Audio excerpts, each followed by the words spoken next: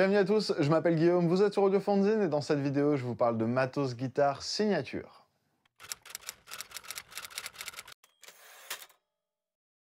Salut à tous, comme d'habitude, j'espère que vous vous portez bien, qu'il fait beau chez vous, que la vie est belle, que vous êtes abonné à Audio Fanzine.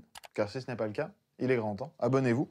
Et comme d'habitude, que tout le matos, ou presque, que j'utilise dans ces vidéos est disponible chez Thomann via les liens dans la description ci-dessous. Et aujourd'hui donc, je vais vous parler de matériel signature, de collaboration entre marques et artistes. C'est un sujet vieux comme les marques et les artistes qui revient en permanence sur le tapis comme « Oh, encore un overdrive signature de ci, encore un overdrive signature de ça, encore une distorsion, encore une strat, encore une télé. » Ils font tous la même chose, mais un petit peu différemment pour pouvoir mettre leur nom dessus et gagner un peu d'argent. C'est des discours qu'on entend régulièrement dans les forums, que je vois dans les sections de commentaires, des annonces de produits de tel ou tel artiste, telle ou telle collaboration. Et il y a des choses parmi ces arguments qui effectivement tiennent la route, il y en a d'autres qui me démangent un peu. Donc c'est pour ça que je vous en parle aujourd'hui, non pas pour faire une deuxième vidéo et justifier mon achat de cette superbe PRS DGT SE. Oh désolé. J'en reviendrai à un moment, j'en reviendrai. Je suis juste très content. Mais voilà, je voulais peut-être apporter mon avis, essayer de nuancer un peu les propos que je retrouve en ligne, vous parler de quelques exemples qui me tiennent à cœur et qui vont me permettre d'illustrer certains des points que je fais dans cette vidéo. Et le premier de ces points, c'est est-ce qu'on a bien besoin d'un nouvel overdrive, distorsion, d'une nouvelle fuzz, qui est probablement la même pédale que cette autre pédale, mais juste emballée différemment parce que c'est une collaboration avec tel artiste. Alors nous, on n'en a pas nécessairement besoin. Ça vient peut-être d'un besoin de l'artiste en question, qui effectivement cherche à atteindre le son qu'il a dans sa tête sans nécessairement pouvoir le faire avec ce qui est disponible sur le marché. Pour exemplifier ça de manière très claire, on a des choses comme la grotte d'Anna Sounds, qui est le résultat direct d'un Jack White qui dit oui, effectivement, j'ai des reverbs qui feront des choses similaires, mais moi, je veux une reverb à ressort qui sonne exactement comme cette grotte-là. Voilà, lisez la petite histoire, renseignez-vous, c'est une pédale qui est absolument superbe et qui offre quelque chose de nouveau. C'était quelque chose qu'on pouvait presque atteindre avec la série le bon, la brute, le truand, des reverbs donc à ressort d'Anna Sounds par le passé, et d'autres exemples de reverb à ressort en boîte comme ça, la White Whale de Crazy Tube Circuits me vient à l'esprit. Mais enfin, celle-ci fait quelque chose d'assez unique dans sa configuration. Effectivement, on peut la placer parmi les reverbs ambiantes, les reverbs à ressort, mais une reverb à ressort dans cette configuration-là, avec un drive en pré, un drive en post, hein, voilà, tout ce qui fait cette pédale bien précise, c'est unique. Ça vient apporter un petit peu de nouveauté, un petit peu de variété dans l'offre de pédales de réverbération qu'on a actuellement sur le marché. Et moi, je pense que rien que pour ça, rien que pour pousser un peu des petites choses légèrement différentes, ça vaut le coup. Tous les goûts et les couleurs sont dans la nature et donc il faut pouvoir satisfaire le curieux, satisfaire celui qui va pas juste vouloir une reverb à ressort Fender traditionnelle, pas celui qui va vouloir une reverb digitale, ambiance en mode magicien dans une grotte avec des étoiles filantes et tout ce qui va bien, mais peut-être quelque chose qui se situe entre les deux. Et à partir du moment où il y a un public, il y a une bonne raison pour retrouver ces produits. Et voilà. Donc je pense que la question de est-ce que c'est bien nécessaire? Oui, c'est nécessaire. C'est peut-être pas nécessaire pour toi, précisément pour toi, mais c'est nécessaire pour quelqu'un. Et je trouve que c'est intéressant et ça apporte une valeur ajoutée à ce qu'on fait et au marché dans lequel on se trouve. Ce qui m'amène à mon deuxième point, qui est quelque chose qu'on ne regarde, à mon sens, pas suffisamment quand on parle de collaboration entre artistes et marques, et c'est l'aspect financier. De nos jours, c'est extrêmement difficile de faire de l'argent, de gagner sa vie en faisant des chansons. Les droits d'auteur, les droits de streaming, vous êtes probablement au courant de ce que Spotify paye ses artistes par lecture. C'est très difficile. Les coûts de l'essence, les coûts de la vie ont rendu les tournées physiques extrêmement chères pour les petits musiciens. Et Et donc, si vous souhaitez supporter, montrer votre soutien à un musicien à l'heure actuelle, quelqu'un qui remplit pas les stades, hein, je vous parle pas d'acheter le modèle Taylor Swift, parce que je pense que Taylor Swift, elle a pas besoin de plus d'argent, mais c'est une guitare cool, donc si vous voulez acheter, achetez-la, c'est pas ce que je dis. Mais si vous voulez soutenir un musicien euh, sur une scène locale ou modeste, on va dire, achetez le matos que ce musicien sort en collaboration avec des marques, c'est probablement le meilleur moyen de le faire. Achetez des t-shirts, achetez les copies physiques de CD, de vinyle, parce que ça, c'est voilà, c'est des choses sur lesquelles le musicien a un contrôle un petit peu plus complet, bien que les coûts de production soient assez élevés. Mais si vous tombez sur quelqu'un comme Joey Landreth, qui est un de mes guitaristes préférés que j'aime énormément et qui a la chance d'être apprécié par certaines marques à sa juste valeur en tant que magicien de la guitare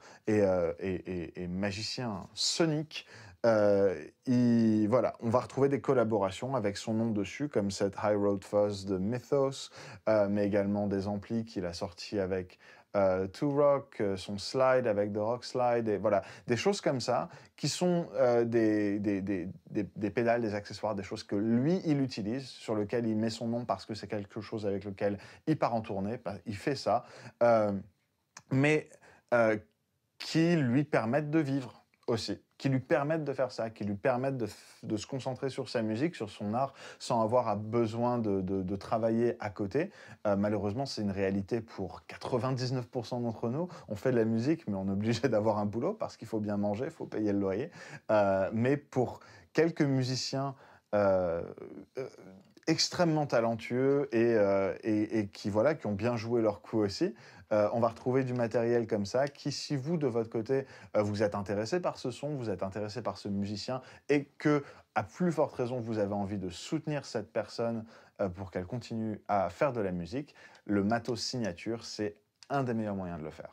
Ce qui nous amène à mon troisième et dernier point, que je vais illustrer avec les deux dernières pédales, les deux derniers double overdrive et boost de l'autre côté, donc des pédales qui, sur le papier, sont relativement similaires, mais basées sur des circuits d'overdrive et de boost complètement différents, des looks complètement différents, deux guitaristes extrêmement différents également. On a la Tilt Overdrive de Rêve, modèle fait en collaboration avec le guitariste Sean Tubbs, et le Dane de Thorpe FX, développé en collaboration avec Danish Pete, Peter Honoré, deux guitaristes incroyables que j'aime énormément, qui ont sorti des double overdrive avec un boost en face, fait par des... Enfin voilà.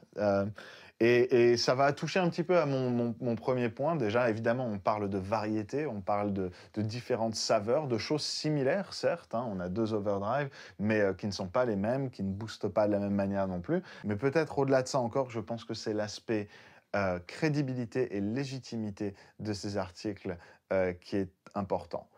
Il y a énormément de marques et énormément de fabricants qui sont des gens très intelligents, des designers, des ingénieurs, des artistes, des inventeurs, des créatifs, qui vont faire des choses absolument formidables.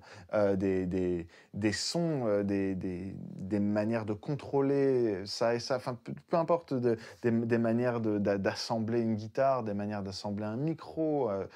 Tout ce que vous pouvez imaginer, c'est imaginé par des gens. Et je ne veux absolument rien enlever à ce talent à part entière. Ceci dit, ça reste des outils pour des musiciens. Et ces gens-là, ces créatifs-là, ne sont pas nécessairement des musiciens. Ils sont pas nécessairement en tournée. Ils sont pas nécessairement à sortir cette pédale qui tient avec du gaffer sur un pedalboard qui a été démonté 18 fois par les douanes, remonté et enfin, voilà, ces gens qui sont à l'origine de ces pédales d'effet, de ces guitares, de ces amplis, ne sont pas nécessairement, ne font pas nécessairement face quotidiennement à la réalité des musiciens qui utilisent leurs produits. Et donc, quand on a un modèle signature, une collaboration qui vient d'un besoin de l'artiste, d'un artiste qui vit cette réalité-là au quotidien, au jour le jour, qui doit monter sur scène, qui doit sonner juste, qui doit avoir le son qui fonctionne, tout ce qui va bien. Cet artiste, son premier critère de sélection, et c'est 100%, à 100%, dans 100% des cas, c'est ça. Son premier critère de sélection, c'est « je veux que ça fonctionne, je veux que ça marche pour moi ». Et si ça marche pour cet artiste, ça va marcher pour n'importe qui va vivre le même genre de vie, qui va monter sur scène, qui va avoir besoin que son matos il soit stable, il puisse compter sur ses câbles, sur sa pédale, sur son modèle signature, et qui va faire le boulot. Et donc, pour le consommateur, pour le moi, pour le toi, pour celui qui va derrière voir la pédale signature sortir et se dire « Oh, c'est peut-être la même chose, c'est peut-être ci, c'est peut-être ça ». Oui et non. Ça va peut-être sonner de manière similaire à des choses qui ont déjà été faites, mais c'est une pédale qui est éprouvée. C'est un modèle de guitare qui est monté sur scène avec l'artiste tous les jours ou tous les 2 jours pendant 6 mois de sa tournée, et qui tient la route et qui tient le coup. Oui, on en prend plus ou moins soin, on fait ci, on fait ça, et c'est peut-être pas un point qui est important pour tout le monde, mais je pense que c'est bon de garder en tête que si vous voyez une collaboration avec un artiste, avec un Shaun Tops qui va traîner cette pédale de session en session à Nashville et qui ne peut pas se permettre de ne pas fonctionner. Quand tu arrives en session, tu ne te pointes pas avec un pedalboard qui marche à moitié. Tu ne te pointes pas avec une guitare qui n'est pas accordée ou qui n'est pas accordable. Ton matos est là, ton matos, il fonctionne. Et donc, savoir que c'est ça qu'il a choisi pour faire ce boulot-là, moi, je trouve que c'est rassurant. Ça apporte une crédibilité au produit, une importance, une confiance dans le produit qui veut dire quelque chose. Pareil pour la guitare. Quand je vois un David Grissom qui va sonner et jouer de manière aussi consistante et incroyable tous les soirs, si ce mec-là, il est capable de mettre son nom sur une guitare à 1000 € qui est faite en Indonésie, c'est une guitare avec laquelle il a joué, avec laquelle on l'a vu aussi, ça me donne une confiance supérieure en l'instrument quand je me dis que voilà, c'est peut-être pas le top du top, mais c'est une guitare sur laquelle il a mis son nom et ça veut dire quelque chose. Et le résultat est incroyable. C'est une guitare qui est absolument folle et que j'aime énormément. Mais donc voilà, tout ça pour illustrer ce troisième et dernier point qui, à mon sens, donne une crédibilité différente au matériel signature, au design collaboratif entre marques et artistes. Et je pense qu'on n'en parle pas suffisamment. Sur ce point, et cette vidéo un petit peu métaphysique, je vide mon sac devant la caméra, qu'est-ce que vous en pensez? Est-ce que vous avez du matos signature, du matos, ces designs collaboratifs, ces guitares signature, ces pédales signature? Dites-moi tout ça dans les commentaires. Qu'est-ce que vous pensez de ce que je vous ai dit aujourd'hui? Est-ce que vous avez des points à rajouter? N'hésitez pas à me le dire là-dessous. Je lis vos commentaires de manière presque régulière, mais je les lis et j'en tiens compte. Donc, dites-moi tout ça, prenez bien soin de vous. Encore une fois, n'oubliez pas de vous abonner à Audiofanzine si ce n'est pas déjà fait. Et puis, je vous retrouve dans la prochaine vidéo. Bye!